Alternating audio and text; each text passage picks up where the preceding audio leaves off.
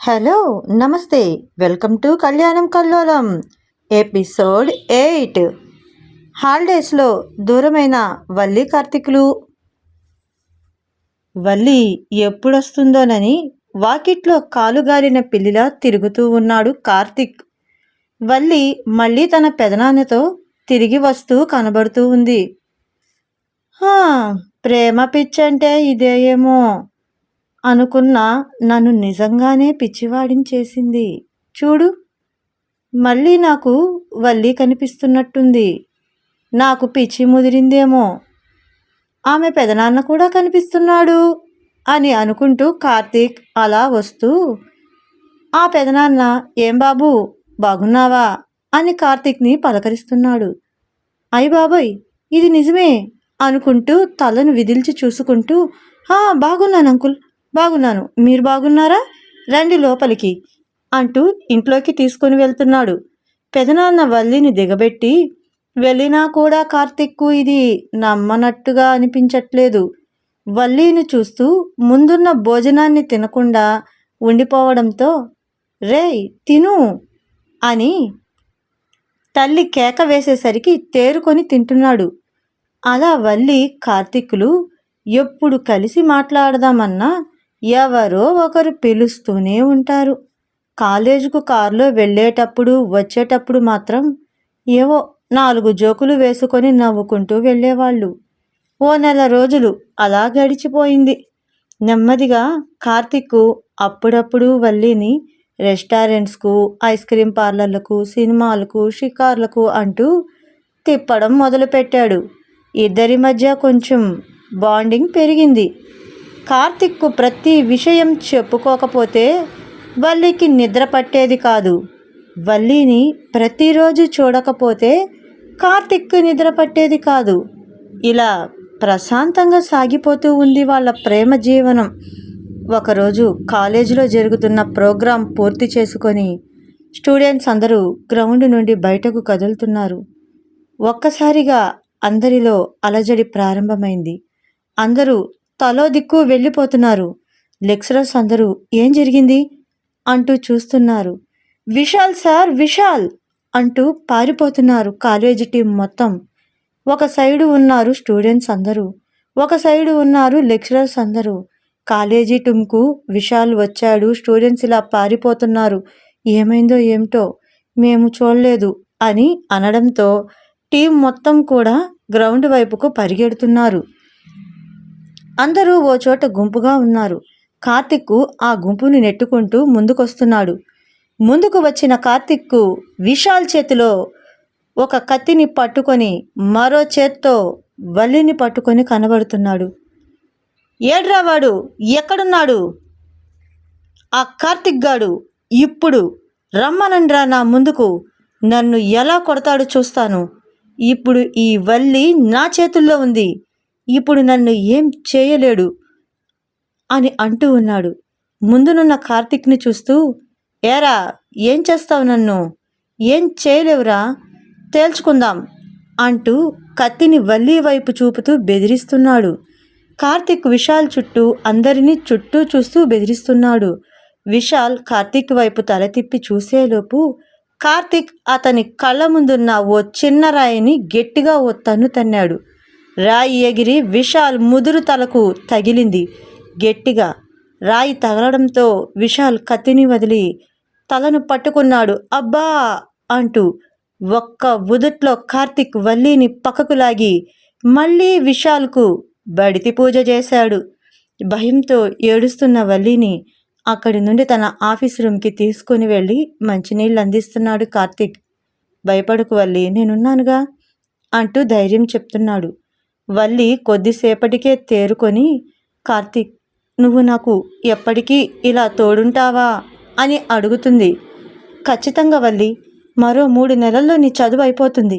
అప్పుడు ఖచ్చితంగా నేను మన ఇంట్లో మాట్లాడి మన పెళ్ళికి ఒప్పిస్తాను అని మాట ఇస్తాడు కార్తిక్.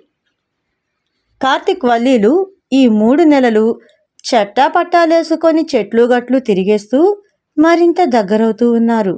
అలా గడిచిపోతున్న కాలంలో వల్లి దిగులుగా మేడపై కూర్చొని ఉంది. కార్తిక్, ఎందుకు వల్లి దిగులుగా ఉన్నావు ఎగ్జామ్స్ గురించా? అయినా నీకేంటి భయం? నువ్వు బాగానే రాస్తావుగా. నా భయం చదువు గురించి కాదు కార్తీక్, మన ప్రేమ గురించి.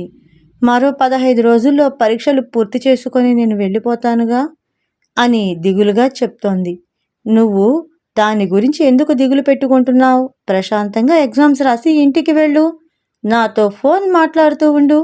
ఖచ్చితంగా నేను త్వరలో మా వాళ్ళని తీసుకొని నిన్ను పెళ్లి చేసుకోవడానికి వస్తాను, సరేనా అంటూ చెప్తున్నాడు కార్తీక్. కార్తీక్ మాటలకు వల్లి మనసు ఊయలలా ఊగిసలాడుతోంది. కార్తీక్ వస్తాడు, తనని పెళ్లి చేసుకుంటాడు అని ఒక పక్క, ధైర్యంగా వెళ్ళాక ఇది నిజమవుతుందా లేదా అని మరో పక్క చిన్న సందేహం తన మనసును చిందరవందరగా చేస్తోంది. ఎన్ని ఉన్నా పక్కన పెట్టి పరీక్షలు బాగానే రాసింది. చివరి రోజు పరీక్ష రాసి వచ్చేసరికి ఆమె పెదనాన్న ఆమె కోసం రెడీగా బ్యాగులతో ఉన్నాడు. మరోపక్క సోఫాలో పంతులు వచ్చి కూర్చొని ఉన్నాడు. పెదనాన్నను చూస్తూ పంతులుని చూస్తూ, ఒకవేళ కార్తీక్ మా గురించి చెప్పాడేమో, అందుకే పిలిపించినట్టున్నారు అని మనసులో తెగ సంబరపడిపోతూ ఉంది. కార్తీక్ వైపు చూస్తూ పిలవడానికి పేరంటానికి వచ్చినట్టు సిగ్గును కవర్ చేసుకుంటూ తలను దించుకొని నిలబడి ఉంది. రామ్మవల్లి అంటూ త్వరగా రెడీ అవ్వని ఆర్డర్ వేసింది నీరజ. రెడీ అయి వచ్చిన వల్లి పెదనాన్న ముందు నిలబడింది. పద, మన ట్రైన్ టైం అవుతుంది అని అంటున్నాడు. అసలు ఏం జరుగుతుందో అర్థం కాక చూస్తూ ఉంది వల్లి. పుస్తకాన్ని తిరగేసిన పంతులు గారు నీరజతో, అమ్మా, సరిగ్గా 15 రోజుల్లో మంచి ముహూర్తం ఉంది. ఆ రోజు మీరు మీ అబ్బాయికి నిశ్చితార్థాన్ని పెట్టుకోవచ్చు అంటున్నాడు పంతులు. బుర్ర కంగు తిని చూస్తూ ఉంది వల్లి కార్తీక్ని. కార్తీక్ కూడా వల్లితోనే వచ్చున్నాడు కాబట్టి అతనికి కూడా ఏం అర్థం కావట్లేదు. అమ్మా, ఎవరికి నిశ్చితార్థం అని నీరజనను అడుగుతున్నాడు. ఇంకెవరికి? నీకే. అదేంటి, నన్ను అడగకుండా నాకు నిశ్చితార్థం పెట్టుకోవడం ఏంటి? నిన్నడగాల్సిన అవసరం ఏముందిరా? నువ్వు మమ్మల్ని కాదనేం చేస్తావు? ఏం చేయవుగా. అయినా నీ పెళ్ళి ఎప్పుడు ఎలా చెయ్యాలో నాకు బాగా తెలుసు. అందులో నీకు చెప్పడం ఏముంది అని నవ్వుతూ లోపలికి వెళ్ళిపోయింది. నువ్వు రామ్మా, టైం అవుతోంది అంటూ మళ్ళీ చెయ్యి పట్టుకొని తీసుకుని వెళ్తున్నాడు పెదనాన్న. వల్లికి మనసు చాలా కష్టంగా అనిపిస్తోంది. కార్తీక్తో మాట్లాడాలని అతని వంక చూస్తోంది. కానీ కార్తీక్ తల్లితో ఈ విషయంపై సీరియస్గా మాట్లాడుతూ ఉన్నాడు. పెదనాన్న వల్లిని తీసుకొని పోతూనే ఉన్నాడు.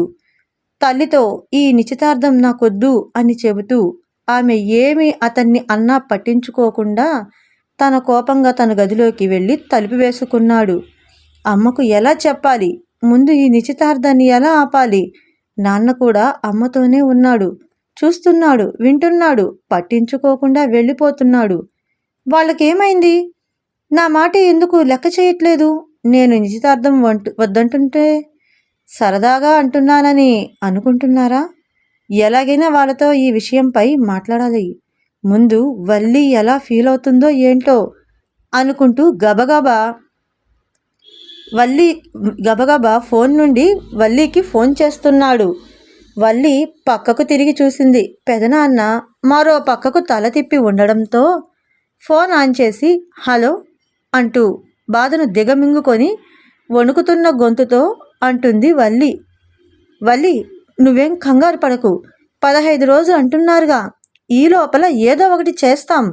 నువ్వు కొంచెం ఓపికగా ఉండు. నేను ఇక్కడ మా వాళ్ళతో మాట్లాడే ప్రయత్నం చేస్తున్నాను. కార్తీక్ మాట్లాడుతూ ఉంటే వల్లికి ఏడుపు ఆగక చిన్నగా కంటినీరు కారుస్తుంది. వెంటనే పెదనాన్న చూస్తాడని కంటి చెమ్మను తుడిచేసుకుంటుంది వల్లి బాధపడుతుందని అర్థం చేసుకున్న కార్తీక్, ప్లీజ్ వల్లి, బాధపడుకు. చెప్పాగా నేను ఏదో ఒకటి చేస్తాను అని. ధైర్యంగా ఉండు అని చెప్తున్నాడు కార్తీక్. పెదనాన్న, ఏమ్మా వల్లి అంటున్నాడు. మాట్లాడడం మొదలు పెడుతున్నాడు పెదనాన్న. తల తిప్పి చూసిన పెదనాన్న, ఎవరమ్మా ఫోన్లో అంటున్నాడు. ఎవరు లేరు పెదనాన్న, నా క్లాస్మేట్ అంటూ ఫోన్ కట్ చేసింది వల్లి. వల్లి తన ఇంట్లో వాళ్లతో ఎలా చెప్పుకోవాలో అర్థం కాక గదిలోకి వెళ్ళి ఏడుస్తూ ఉంది. కార్తిక్ ఫోన్ చేద్దామని ఫోన్ చేతికి తీసుకోగానే అది స్విచ్ ఆఫ్ వస్తోంది. అది స్విచ్ ఆఫ్ అయ్యింది. ఛార్జింగ్ కోసం వెతుక్కుంటున్న వల్లికి కింద నుండి మాటలు వినబడుతున్నాయి. వల్లి తండ్రి జగపతి అక్కడున్న అందరినీ వినిపించేటట్టు గట్టిగా చెబుతూ ఉన్నాడు. ముందున్న భూపతిని చూస్తూ, నాన్న, సురేంద్ర గారు ఫోన్ చేశారు. నిశ్చితార్థం తేదీ మార్చుకున్నారంట. వచ్చే వారమేనంట. ఇంకా నిశ్చితార్థం కూడా మహేంద్రదేవ్ గారింట్లో జరగట్లేదంట. ఆ వీధి చివర ఉన్న చిన్న ఫంక్షన్ హాల్లో జరుగుతుందంట అని చెప్తున్నాడు. ఆ మాటలు వింటున్న కుటుంబంలోని వాళ్ళంతా సంతోషపడిపోతున్నారు. వల్లి తన ఫోన్కి ఛార్జింగ్ పెట్టుకుంటూ ఆలోచనలో పడుతుంది. ఇదేంటి, అసలు నిశ్చితార్థాన్ని ఆపేస్తానన్నాడు కార్తిక్. మరిదేంటి ఇంకా త్వరగా పెట్టించేసుకుంటున్నారు? ఒకవేళ కార్తిక్ అందుకు ఒప్పుకున్నాడా? మరి ఇప్పుడు నా పరిస్థితి ఏంటి? అసలు కార్తిక్ ఎలా ఒప్పుకున్నాడు?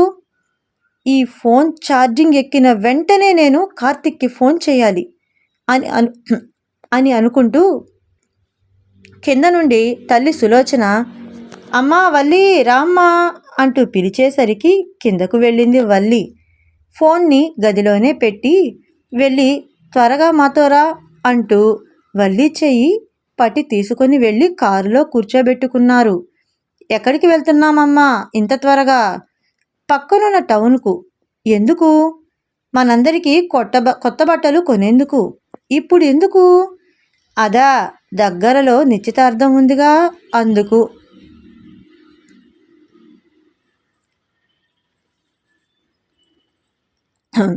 విసుగులో ఉన్న వల్లి ఆ నిశ్చితార్థానికి మనకెందుకు కొత్త బట్టలు అని ప్రశ్నిస్తున్న వల్లిని విసుక్కుంటూ, అబ్బా నువ్వు ఉండవే, ఎప్పుడు ప్రశ్నలు వేస్తుంటావు, తీరికగా వెయ్యి చెప్తాన్లే అంటూ బండిని టౌన్కు తీసుకొని వెళ్తున్నారు. అక్కడ అందరికీ మంచి మంచి బట్టలు, నగలు సెలెక్ట్ చేసుకుంటున్నారు. వల్లికి కూడా వాళ్ళే సెలెక్ట్ చేసేస్తున్నారు. వల్లికి ఇదంతా కాస్త మంటగానే ఉంది. ఇప్పుడు ఆయన గారు ఎవరితోనో నిశ్చితార్థం చేసుకుంటూ ఉంటే నేను అలంకరించుకొని కూర్చొని చూస్తూ మురిసిపోవాలా అని మనసులో విసుక్కుంటూ ఉంది. ఇంటికి చేరేసరికి సాయంత్రం అయిపోయింది. మళ్ళీ ఫోన్ దగ్గరకు వెళ్ళింది వల్లి. ఫోను కనిపించట్లేదు. టెన్షన్గా ఫోన్ ఏమైంది అని వెతుక్కుంటూ ఉంది. తన గది మొత్తం వెతికి కిందకి చూస్తూ వచ్చేసరికి హాల్లో వల్లి పెదనాన్న మనవడు చింటూగాడు ఆ ఫోన్ని పట్టుకొని ఆడుకుంటున్నాడు. అబ్బా, ఫోన్ దొరికినందుకు ఆనందం అనుకుంటూ, ఎరా చింటూ, నా ఫోన్ ఎందుకు తెచ్చుకున్నావు అని అడుగుతుంది. నువ్వేమో ఛార్జింగ్లో పెట్టి వెళ్ళిపోయావు. అందరూ వెళ్ళిపోయారు. నేను తమ్ముళ్ళు మాత్రమే ఉన్నాం. తమ్ముళ్ళు నిద్రపోయారు. నాకు బోర్ కొడుతోంది అత్త, అందుకే నీ ఫోన్ తెచ్చుకొని ఆడుకుంటున్నా అంటూ చెప్తున్న వాడిని చూస్తూ, ఎవరైనా ఫోన్ చేశారా నాకు అని అడిగింది. లేదు. సరే, నా ఫోన్ నాకివ్వు. నేనివ్వను, ప్లీజ్ రా, రేపు ఆడుకుందువు, నా ఫోన్ నాకిచ్చేరా అని వాడిని బ్రతిమిలాడుకొని కోతి చేతిలో కొబ్బరి చెప్పను పెట్టి లాక్కున్నట్టు బలవంతంగా ఫోన్ని లాక్కోవాల్సి వచ్చింది వల్లికి. చింటూ చెప్పినా కూడా ఆమె తన ఫోన్ని చెక్ చేసుకుంది. ఆమెకు ఎటువంటి ఫోన్ కాల్స్ రాలేదు. మళ్ళీ కార్తిక్కు ఫోన్ చేస్తుంది. స్విచ్ ఆఫ్ అనే వస్తుంది. వెంటనే రమ్యకు ఫోన్ చేసింది. రమ్యకు జరిగింది చెప్పుకొని బాధపడుతుంది. రమ్య ఆమెను ఓ 4 ఓదార్పు మాటలతో ఏడుపు ఆపించింది. నువ్వు చెప్పేది వింటుంటే నాకు డౌట్గానే ఉందే వల్లి. నేనున్నాను అని మాటిచ్చాడు అంటున్నావు. ఆ రోజు గట్టిగా మాట్లాడి ఊరికి బయలుదేరిపోనివ్వకుండా పట్టుకొని ఉండుండొచ్చు కదా. అలా చేయలేదు. సరే, ఏదో వాళ్ళ అమ్మతో మాట్లాడుతూ పట్టించుకోలేదనుకో, మళ్ళీ నీతో ఫోన్లో అయినా మాట్లాడొచ్చు కదా అని చెప్తూ ఉంది. భయపడుకు, వస్తాను అని మరీ పక్క రోజైనా నేరుగా మీ ఊరికి వచ్చి ఉండొచ్చు కదా. సరే, అది కరెక్టే కాదు అందరినీ ఒప్పించి మాట్లాడదాం అన్నాడు అనుకో. ఆపు చేయించాల్సిన నిశ్చితార్థాన్ని ఇంకొంచెం ముందుకు తోసుకొని వచ్చి వారమే ఫిక్స్ చేసినందుకు ఇంట్లో గొడవ పడి ఏదో ఒకటి చేసి ఉండేవాడు. అదీ కాదనుకో, కనీసం నీకు ఫోన్ అయినా చేసుండేవాడు. కానీ ఫోన్ చేయకపోగా ఇప్పుడు నువ్వు చేస్తుంటే స్విచ్ ఆఫ్ చేసి పెట్టుకుంటాడా? కాబట్టి ఇదేదో అనుమానించాల్సిందే అని రమ్య చెప్తుంటే వల్లి మళ్ళీ బోరుమని ఏడుపు పట్టుకుంది. ఏయ్ ఆపవే, మరీ గట్టిగా ఏడుస్తున్నావు. అసలే మీ ఇంట్లో మంది ఎక్కువ అంటావు. వాళ్ళల్లో ఎవరైనా విన్నారనుకో. ఓకే ఫ్రెండ్స్, మరి కార్తీక్ నిశ్చితార్థం జరుగుతుందా? వల్లి కార్తీకులు ఒకటవుతారా? తెలుసుకుందాం వచ్చే ఎపిసోడ్లో. అంతవరకు బాయ్. Like, share, subscribe.